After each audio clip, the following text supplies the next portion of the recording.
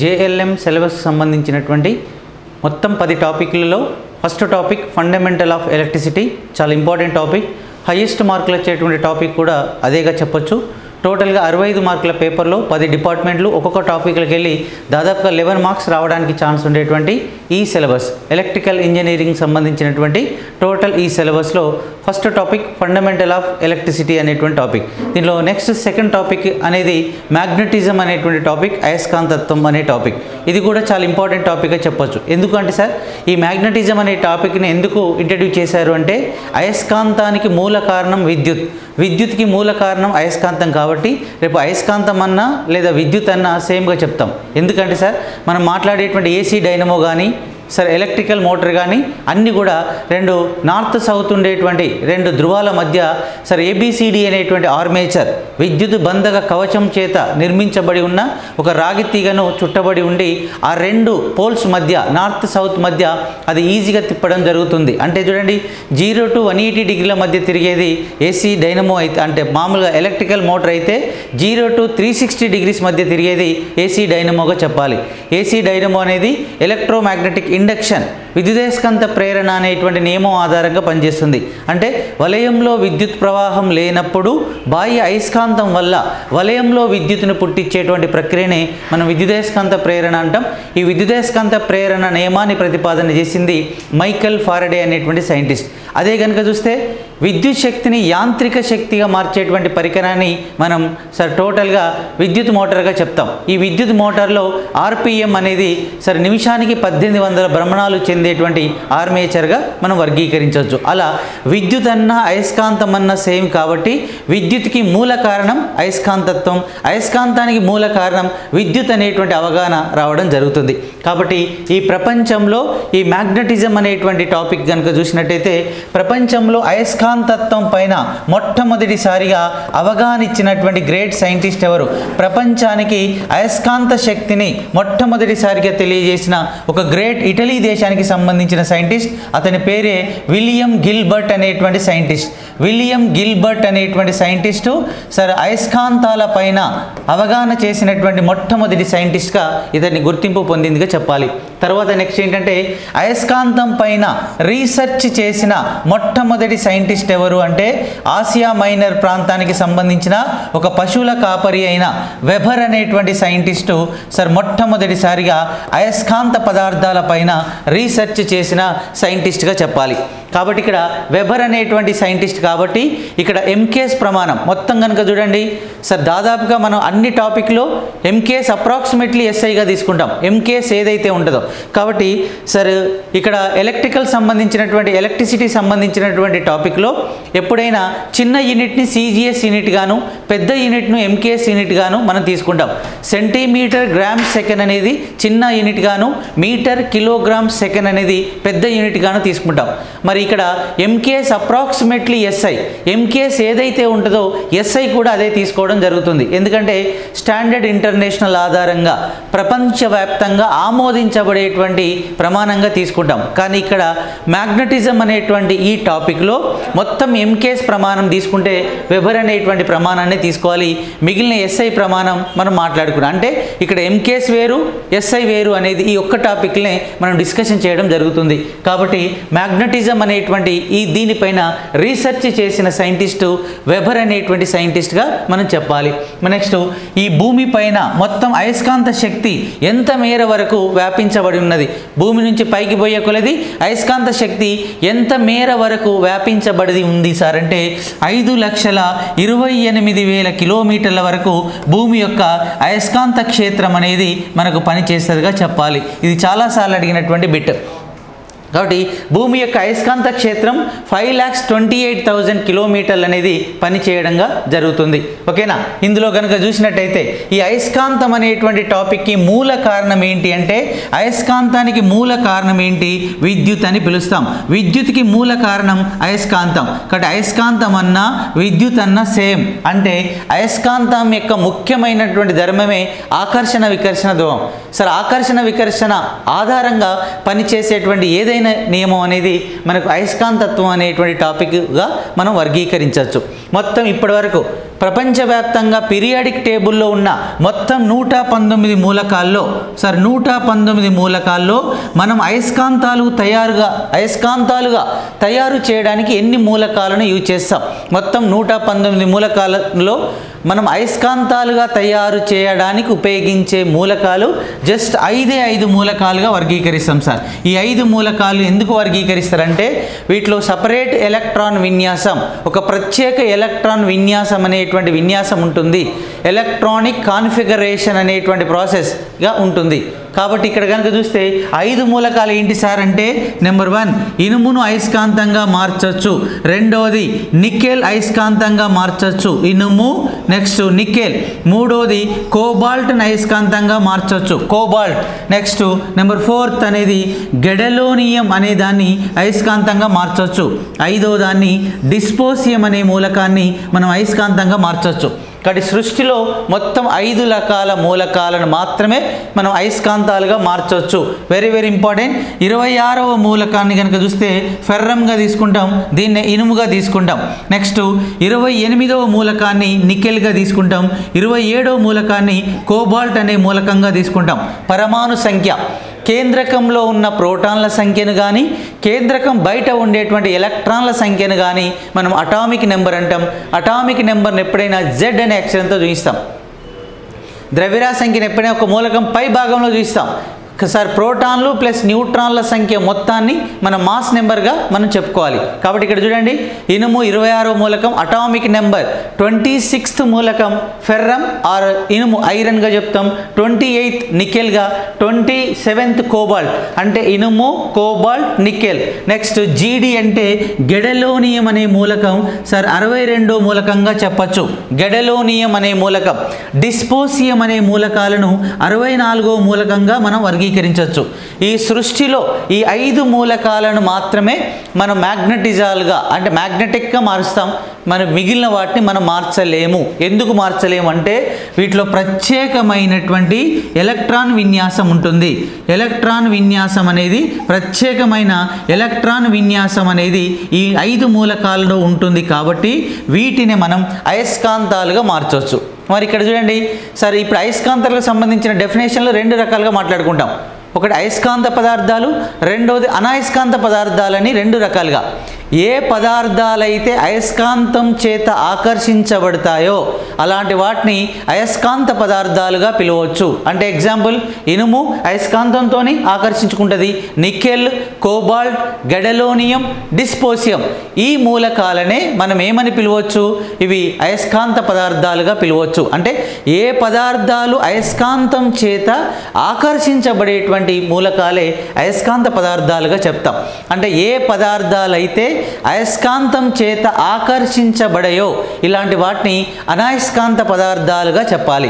అనాయస్కాంత పదార్థాలు ఒక చెక్క ఒక అనాయస్కాంత పదార్థం, ఒక డస్టర్ ఒక అనాయస్కాంత పదార్థం, ఒక మార్కర్ ఒక అనాయస్కాంత పదార్థం. అంటే చూడండి, అంటే మొత్తం 119 మూలకాల్లో ఇవి సార్. ఈ 119 మూలకాల్లో ఇప్పటి వరకు 112 మూలకాలకు మాత్రమే పేరు పెట్టడం జరిగింది. మొదటి మూలకం హైడ్రోజన్ నుంచి స్టార్ట్ అయితే 112 మూలకాల వరకు మాత్రమే మనకి పేరు పెట్టడం జరిగింది. మరి 110వ మూలకం పేరును గుర్తించండి. 111వ మూలకం పేరు, 112వ మూలకం. పరమాణు సంఖ్య 110 ఎలిమెంట్ నేమ్ను sir very very important sir. 110వది డార్మ్స్టీనియం, డిఎస్ అనేటువంటి మూలకంతో పిలుస్తాం. డార్మ్స్టీనియం అనే పేరుతో పిలుస్తాం. నెక్స్ట్ 111వది సిపి అంటాం, కోపర్నికియం. కోపర్నికియం అనేటువంటి మూలకంగా మనం వర్గీకరించవచ్చు. 112వ మూలకం ఆర్జీ అనే మూలకంతో పిలుస్తాం. రాంజెంటీనియం, రాంజెంటీనియం అనే మూలకంగా మార్చవచ్చు. అంటే ఇక్కడ చూడండి మొత్తం సార్ డార్మ్స్టీనియం, కోపర్నికియం, రాంజెంటీనియం అంటే హైడ్రోజన్ నుంచి రాంజెంటీనియం అనే మూలకాల మధ్యలో ఒక 5 మూలకాలను మాత్రమే వీటిని అయస్కాంతాలుగా మార్చవచ్చు. కాబట్టి ఇలాంటి అయస్కాంతాలుగా మార్చేటువంటి పద్ధతిని డొమైన్ సిద్ధాంతం ఆధారంగా మనం వర్గీకరించవచ్చు. అంటే ఇక్కడ చూడండి, ఫెర్రో అయస్కాంత పదార్థాలన్నా మనం అయస్కాంతాలుగా తయారు చేయడానికి ఉపయోగించే పదార్థాలైనా డొమైన్ పదార్థాలన్నా కూడా మొత్తం ఈ 5 మూలకాలనే గుర్తుపెట్టుకోవాలి. డొమైన్ పదార్థాలు డొమైన్ పదార్థాలన్నా సార్ ఫెర్రో మ్యాగ్నెటిక్స్ అన్న, ఫెర్రో అయస్కాంత పదార్థాలన్నా, మనం అయస్కాంతాలుగా తయారు చేయడానికి ఉపయోగించే పదార్థాలన్నా కూడా ఈ ఐదింటిని తీసుకుంటాం. ఇనుము, కోబాల్ట్, నికెల్, గెడలోనియం అండ్ డిస్పోసియం అనేటువంటి ఈ మూలకాలను మాత్రమే మనం అయస్కాంతాలుగా వర్గీకరణ చేయవచ్చు. సరే ఇక్కడ చూడండి, విద్యుత్కి మూల కారణం మనం అయస్కాంతం అంటాం, అయస్కాంతానికి మూల కారణం విద్యుత్ అంటాం. ఓకేనా. ఒక వస్తువు పైన ఇంకో వస్తువును రాపిడి చేసినప్పుడు ఒక వస్తువులో ఉండేటువంటి అణువులు అంటే ఇక్కడ పరమాణువులు ఇంకో వస్తువులోకి వెళ్ళిపోతాయి సార్. ఇక్కడ చూడండి, ఒక వస్తువును ఒక వస్తువుతో రాపిడి చేసినప్పుడు ఇలా రాపిడి చేసినప్పుడు ఒక దాంట్లో ఉండేటువంటి అణువులు ఇంకో దాంట్లోకి వెళ్తాయి.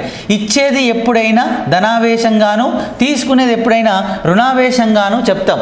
ధన రుణ ఆవేశాల ఆధారంగానే మనకు విద్యుత్ శక్తి అనేది వస్తుంది.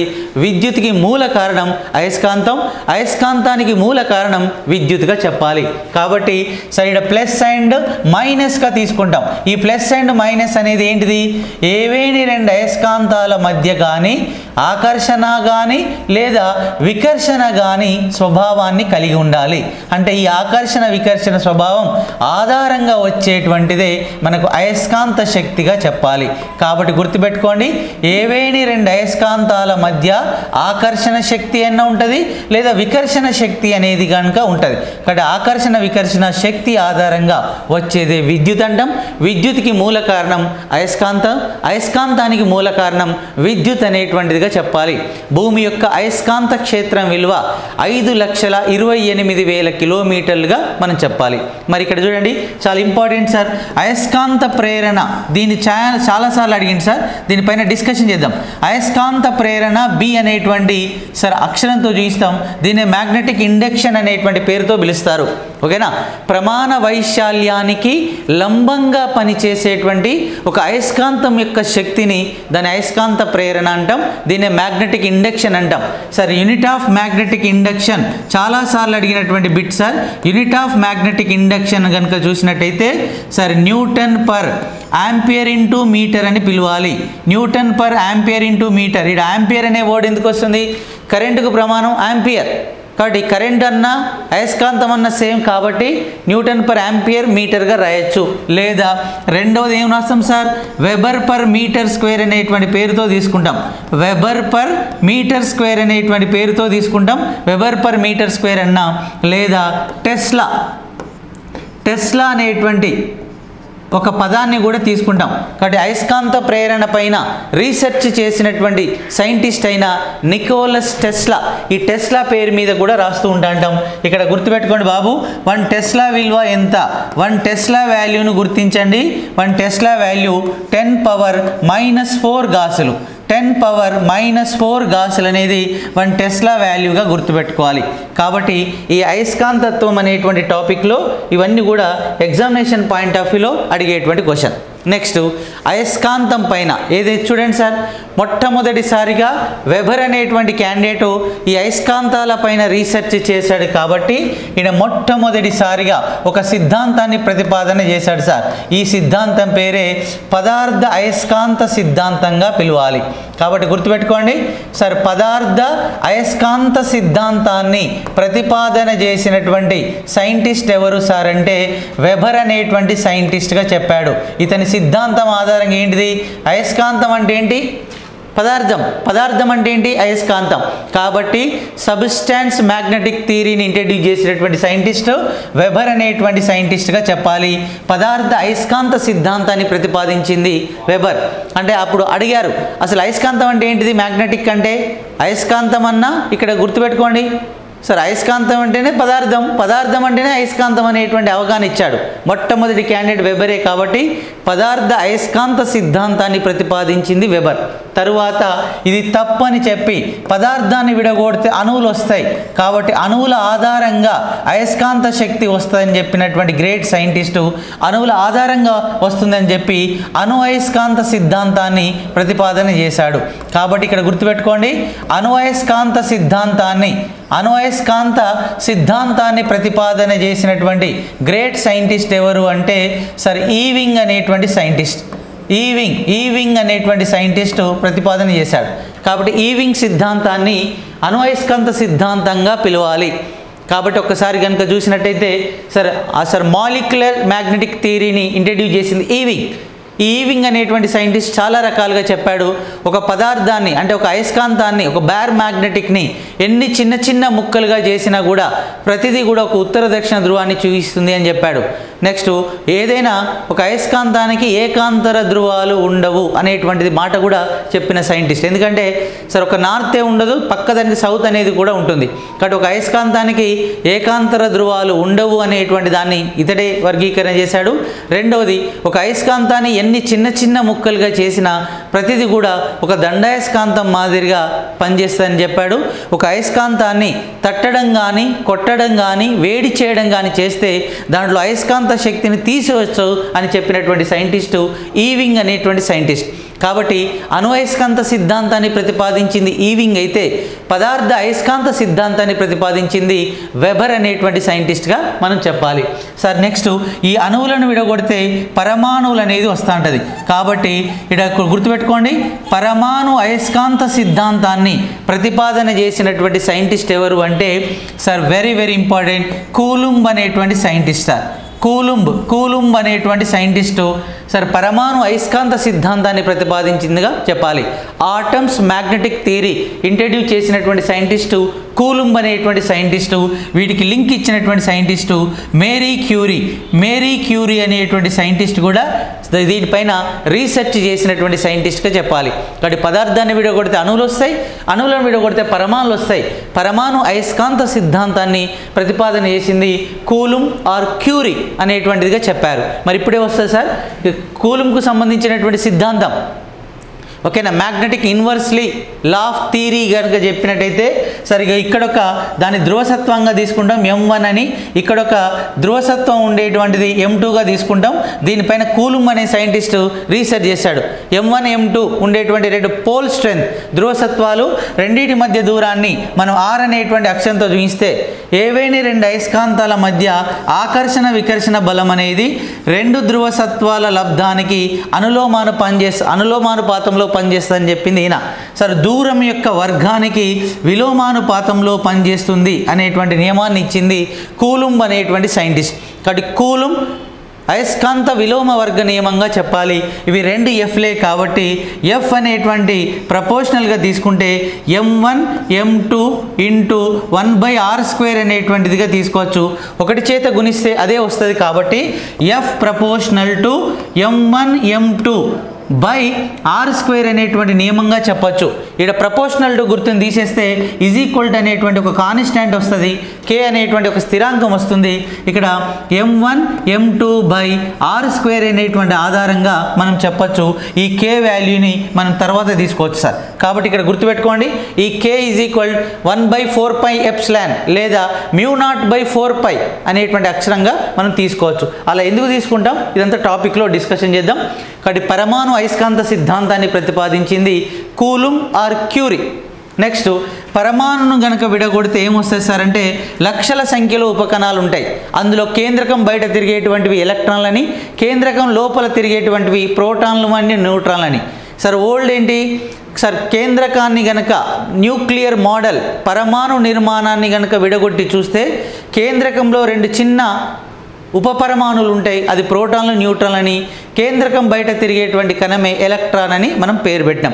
వీటితో పాటు కొత్తగా కనుక్కున్నాయి ఒక 4 ఉన్నాయి సార్. ఒకటి తెలుసు న్యూట్రినో, పాలీ అనేటువంటి సైంటిస్ట్ కనుక్కున్నాడు. యాంటీ ప్రోటాన్ సెర్జీ అనే సైంటిస్ట్ కనుక్కున్నాడు. నెక్స్ట్ టోటల్గా పాజిట్రాన్ అండర్సన్ అనేటువంటి సైంటిస్ట్ కనుక్కున్నాడు. మీసాన్ అనేది యుకావా అనేటువంటి సైంటిస్ట్ కనుక్కున్నాడు. కాబట్టి ఈ ఎగ్జామినేషన్ పాయింట్ ఆఫ్ వ్యూలో కేంద్రక కణాలైన ఎలక్ట్రాన్, ప్రోటాన్, న్యూట్రాన్తో పాటు కొత్తగా ఉండేటువంటి కణాలను ఈ 4 రకాల కణాలుగా మనం వర్గీకరణ చేయవచ్చు. అంటే చూడండి, పరమాణువును కనుక విడగొడితే, ఆటంని కనుక విడగొడితే ఎలక్ట్రాన్, ప్రోటాన్, న్యూట్రాన్తో పాటు ఒక 4 ఉపకణాలు. ఆ 4 ఉపకణాల్లో చాలా ఇంపార్టెంట్ ఇలాంటి క్వశ్చన్స్ అడుగుతాడు. కాబట్టి ఫస్ట్ది ఏంటి సార్ అంటే మనం న్యూట్రినో అనే దాన్ని పిలుస్తాం సార్.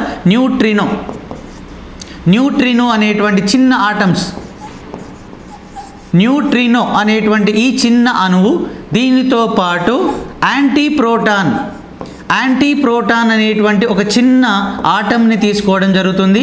దీనితో పాటు పాజిట్రాన్ క్యాన్సర్ వ్యాధిలో ఉపయోగించేటువంటి అద్భుతమైన మెడిసిన్, ఈ రోజులో వాడేటువంటి పాజిట్రాన్ తీసుకోవడం జరుగుతుంది. నెక్స్ట్ నెంబర్ 4 సార్ ఇక్కడ మీసాన్ అనే దాన్ని కూడా తీసుకోవడం జరుగుతుంది. మీసాన్ అంటే ఏంది? కేంద్రక కణాలైన ఎలక్ట్రాన్, ప్రోటాన్, న్యూట్రాన్తో పాటు ఇంకో 4 ముఖ్యమైనటువంటి ఉపకణాలను మనం వర్గీకరణ చేయవచ్చు. అందులో న్యూట్రినో అనేటువంటి దాన్ని పాలీ అనేటువంటి సైంటిస్ట్ కనుక్కోవడం జరిగింది. Sir father of neutrino Pauli అనేటువంటి సైంటిస్ట్గా చెప్పాలి. యాంటీ ప్రోటాన్ కనుక్కున్న గ్రేట్ సైంటిస్ట్ ఎవరు అంటే సెర్జీ అనేటువంటి scientist father of anti proton పైన రీసెర్చ్ చేసిన సైంటిస్టు సెర్జీ అనేటువంటి సైంటిస్ట్. పాజిట్రాన్ కనుక్కున్న గ్రేట్ సైంటిస్ట్ ఎవరు సార్ అంటే అండర్సన్ అనేటువంటి సైంటిస్ట్. ఈ పాజిట్రాన్ పైన రీసెర్చ్ చేసింది డిరాక్ అనే సైంటిస్ట్ అయితే పాజిట్రాన్ కనుక్కున్న గ్రేట్ సైంటిస్ట్ అండర్సన్ అనేటువంటి సైంటిస్ట్గా చెప్పాలి. మీసాన్ అనేటువంటి దాన్ని, ఈ చిన్న ఆటంని కనుక్కున్న గ్రేట్ సైంటిస్ట్ యుకావా అనేటువంటి సైంటిస్ట్ కనుక్కోవడం జరిగింది. యుకావా అనేటువంటి సైంటిస్ట్. కాబట్టి very very important. Neutrino Pauli, anti proton సెర్జీ, పాజిట్రాన్ అండర్సన్, యుకావా మీసాన్ అనేటువంటి దాన్ని కనుక్కున్నది యుకావా. అంటే చూడండి, పదార్థాన్ని విడగొడితే అణువులు వస్తాయి, అణువులను విడగొడితే పరమాణులు వస్తాయి, పరమాణులు విభజిస్తే ఇది ఏమొస్తుంది సార్ అంటే ఎలక్ట్రాన్ విన్యాసాల ఆధారంగా వర్గీకరించవచ్చు. ఎలక్ట్రాన్ విన్యాసాల ఆధారంగా మనం వర్గీకరణ చేయవచ్చు. అందులో కనుక చూస్తే ఈ ఎలక్ట్రాన్ కాన్ఫిగరేషన్, ఈ ఎలక్ట్రాన్ విన్యాసం ఆధారంగా వచ్చేటువంటి నియమం ఆధారంగా చెప్పచ్చు. ఈ ఎలక్ట్రాన్ విన్యాసాల ఆధారంగా అయస్కాంత సిద్ధాంతాన్ని ప్రతిపాదన చేసిన ఒక గ్రేట్ సైంటిస్ట్ ఎవరు అంటే డొమైన్ అనేటువంటి సైంటిస్ట్. కాబట్టి డొమైన్ అనేటువంటి సైంటిస్టు ఎలక్ట్రాన్ విన్యాసాల ఆధారంగా అయస్కాంత శక్తిని వర్గీకరణ చేసిన గ్రేట్ సైంటిస్ట్గా చెప్పాలి. కాబట్టి ఒక్కొక్కసారి కనుక చూస్తే ఈ డొమైన్కి మరొక పేరే ఫెర్రో అయస్కాంత పదార్థాలు అనేటువంటి వాటిపైన రీసెర్చ్ చేసిన సైంటిస్ట్గా చెప్పాలి. కాబట్టి ఇక్కడ గుర్తుపెట్టుకోండి, వెరీ వెరీ ఇంపార్టెంట్. పదార్థ అయస్కాంత సిద్ధాంతాన్ని ప్రతిపాదన చేసినది ఎవరు సార్? వెబర్ అనేటువంటి సైంటిస్ట్గా మనం మాట్లాడుకున్నాం. పదార్థాన్ని విడగొడితే ఎవరు వస్తాయి? అణువులు వస్తాయి సార్. అణువులు ఈస్ మాలిక్యులస్. ఈ మాలిక్యూల్స్ ఆధారంగా వచ్చేది ఎవరు సార్ అంటే very very very important sir Ewing అనేటువంటి సైంటిస్ట్. ఈవింగ్ సిద్ధాంతాన్ని అణు అయస్కాంత సిద్ధాంతంగా చెప్పాలి. అణువులను విడగొడితే ఏమొస్తాయి సార్ అంటే పరమాణువులు వస్తాయి.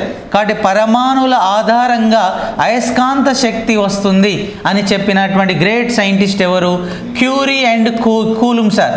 మేడం క్యూరీ అండ్ కూలుంబ్ అనేటువంటి సైంటిస్ట్. మేడం అండ్ కూలుంబ్ అనేటువంటి సైంటిస్ట్. పరమాణులను కనుక విభజిస్తే ఏమవుతుంది సార్? పరమాణులను కనుక విభజిస్తే అది ఎలక్ట్రాన్ విన్యాసం ఆధారంగా అయస్కాంత శక్తి వస్తుందని చెప్పినటువంటి గ్రేట్ సైంటిస్టు డొమైన్ అనేటువంటి సైంటిస్ట్. కాబట్టి ఈ సిద్ధాంతాన్నే డొమైన్ థియరీగా చెప్పాలి. ఈ డొమైన్ సిద్ధాంతాలకు మరొక పేరే ఫెర్రో మ్యాగ్నెటిక్స్గా పిలవాలి సార్. ఫెర్రో మ్యాగ్నెటిక్స్ అన్నా డొమైన్ సిద్ధాంతం అన్నా సేమ్. అంటే చూడండి, మనం అయస్కాంతాలుగా తయారు చేయడానికి ఉపయోగించేటువంటి పదార్థాలే ఫెర్రో మ్యాగ్నెటిక్స్. ఫెర్రో మ్యాగ్నెటిక్స్లో ఎలా ఉంటాయి? సపరేట్ ఎలక్ట్రాన్ విన్యాసం ఉంటుంది. మనం రాసేటువంటి 1s2 2s2 2p6 3s2 అంటే ఏంది సరే? సపరేట్ ఎలక్ట్రానిక్ కాన్ఫిగరేషన్ అంటే మనం వాస్తవంగా చూస్తే ఎస్ ఆర్బిటాల్లో 2 ఎలక్ట్రాన్లు నిండాలి. ఇది కామన్ కాన్సెప్ట్. పి ఆర్బిటాల్లో ఎన్ని సార్? 6 ఎలక్ట్రాన్లు నిండాలి. డి ఆర్బిటాల్లో ఎన్ని? 10 ఎలక్ట్రాన్లు నిండాలి. ఎఫ్ ఆర్బిటాల్లో ఎన్ని? 14 ఎలక్ట్రాన్లు నిండాలి. ఒక ప్రత్యేకమైన సపరేట్ ఎలక్ట్రాన్ విన్యాసాల ఆధారంగా అయస్కాంత శక్తిని మనం వర్గీకరణ చేయవచ్చు.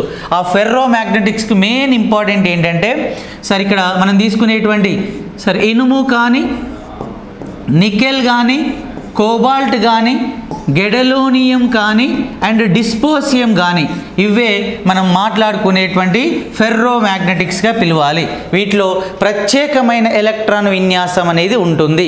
ఓకేనా? Very very very important sir. ఈ మొత్తం వాటిలలో సార్ ఉక్కును గనక మనం అయస్కాంతంగా తయారు చేస్తే, ఉక్కును గనక ఎక్కువ పర్ఫెక్ట్గా అయస్కాంతంగా తయారు చేస్తే ఇది శాశ్వత అయస్కాంతంగా ఉంటుంది. శాశ్వత అయస్కాంతంగా ఉంటుంది. ఇలా ఒక అయస్కాంతాన్ని మనం అయస్కాంతాన్ని పర్ఫెక్ట్గా తయారిస్తే సార్ ఎప్పుడు లైఫ్ అంతా అయస్కాంతంగా ఉండేటువంటి వాటిలలో శాశ్వత అయస్కాంతం ఉక్కుతో పాటు ఆల్నికో అనేటువంటి పదార్థాలను మనం తయారు చేస్తాం. కాబట్టి శాశ్వత అయస్కాంతాలు తయారు చేయడానికి వాడేటువంటి మెటీరియల్స్ ఏంటి అంటే సార్ ఉక్కు, కోబాల్ట్ అండ్ ఆల్నికో. ఆల్నికో అంటే సార్ ఆల్నికో అనేది ఒక మిశ్రమ లోహంగా చెప్పాలి. ఆల్నికో అంటే ఆల్ అంటే అల్యూమినియం, నీ అంటే నికెల్, కో అంటే కోబాల్ట్. ఈ మూడు మిశ్రమ లోహాల ద్వారానే మనం అయస్కాంతాలుగా తయారు చేస్తాం. కాబట్టి శాశ్వత అయస్కాంతాలు తయారు చేయడానికి ఉపయోగించేదే ఆల్నికో అనేటువంటి ఒక మెటీరియల్గా చెప్పాలి. కాబట్టి ఉక్కును సార్ ఆల్నికోని మనం శాశ్వత అయస్కాంతాలుగా తయారు చేయడానికి యూజ్ చేస్తాం. మరి ఇక్కడ మెత్తని ఇనుమును తీసుకుంటే మృదువైన ఇనుము, మెత్తని ఇనుమును మామూలు అయస్కాంతాలుగా తయారు చేయడానికి మనం ఉపయోగిస్తాం. అంటే మనం విద్యుత్తుని అందించినప్పుడే అయస్కాంతంగా మారి విద్యుత్తుని తొలగించగానే తన స్థితిని కోల్పోయేటువంటి వాటిని మనం ఇక్కడ ఏమని చెప్పాలి సరే ఎలక్ట్రోమాగ్నెటిక్ మెథడ్గా మనం వర్గీకరణ చేయాలి. ఇది బేసిక్ కాన్సెప్ట్లో మ్యాగ్నెటిజం అనేటువంటి ఫస్ట్ చాప్టర్గా చెప్పొచ్చు.